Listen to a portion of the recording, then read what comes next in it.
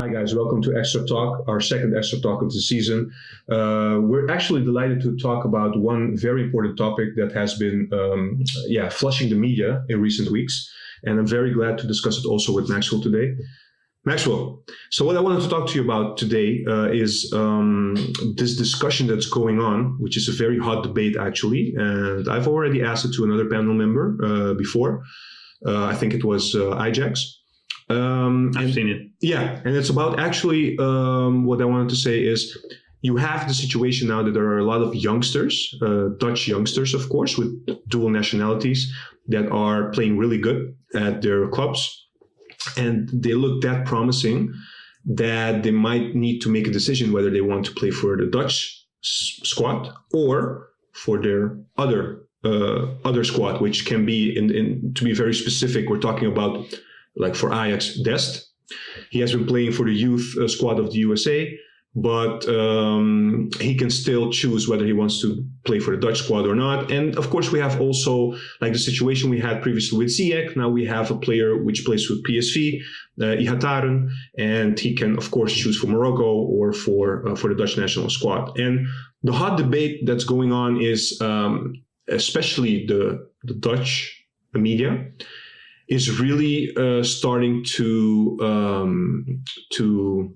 bring up the discussion whether they should tackle or there are two things actually. First of all, whether the Dutch squad, the Dutch association, should do more. That's one, because what they're saying is Dutch association is being a bit lazy and not doing enough to really bring them in the Dutch squad. And the second thing that's happening is whether they're saying whether the players with the dual nationality that has been mentioned don't let them play for the Dutch national squad on youth teams anymore until they make their decision for which team they want to play.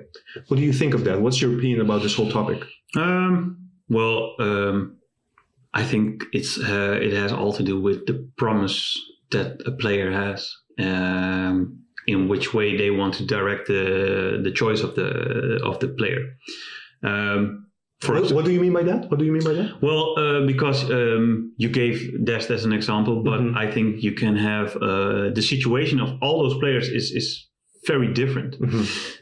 So you should look at them one by one. Yeah, it's not one generic. No, of course you have.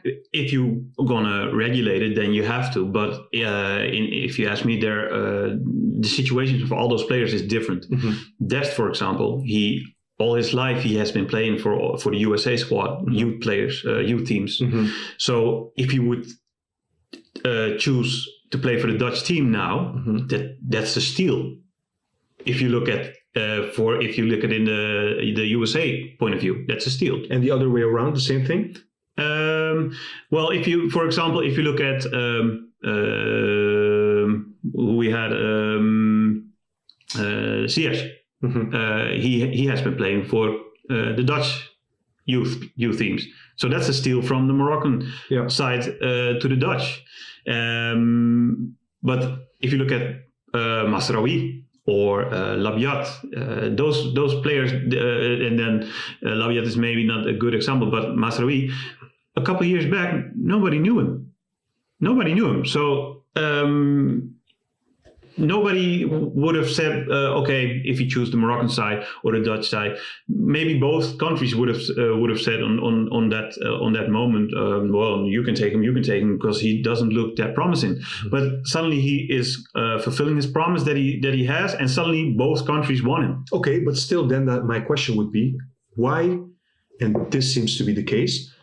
Why does, in this case, Morocco or other teams, why are they succeeding more and more in persuading these players to choose for them and not for the Dutch team? Because that's the discussion. I question if it's a persuading situation of those. You think they already made up their mind? In some cases, probably. Okay. Yeah, I think those guys they grew up in a situation where their family, even if it's from their family abroad or in Holland.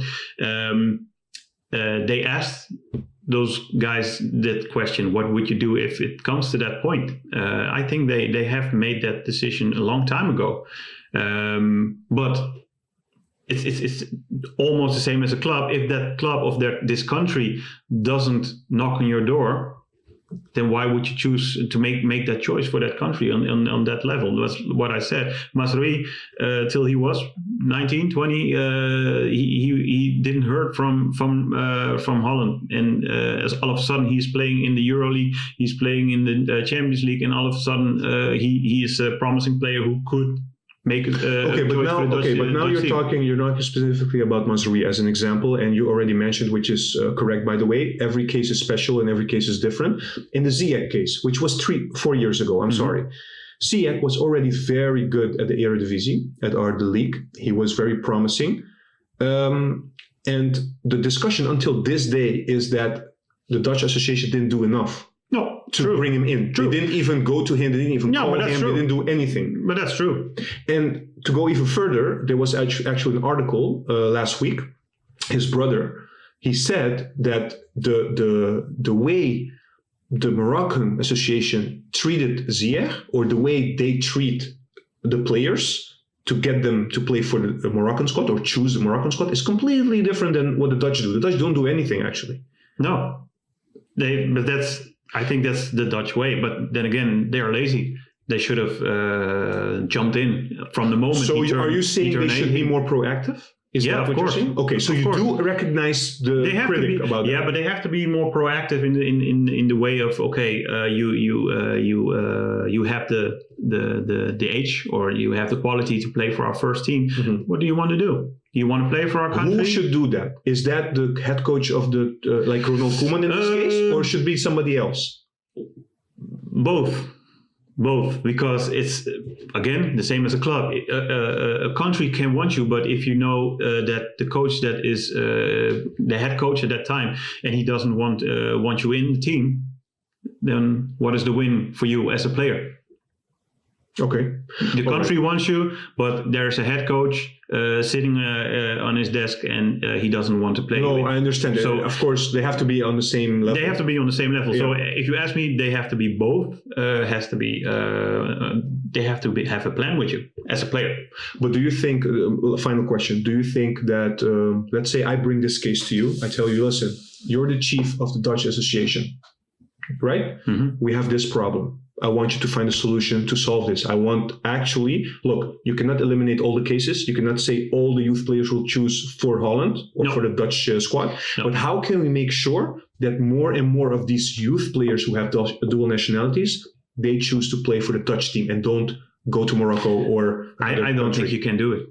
Because there is no way. No, we can be a little bit. You can be a little bit more aggressive, but it always comes to the choice that the player may already have taken in when he was younger or at some point.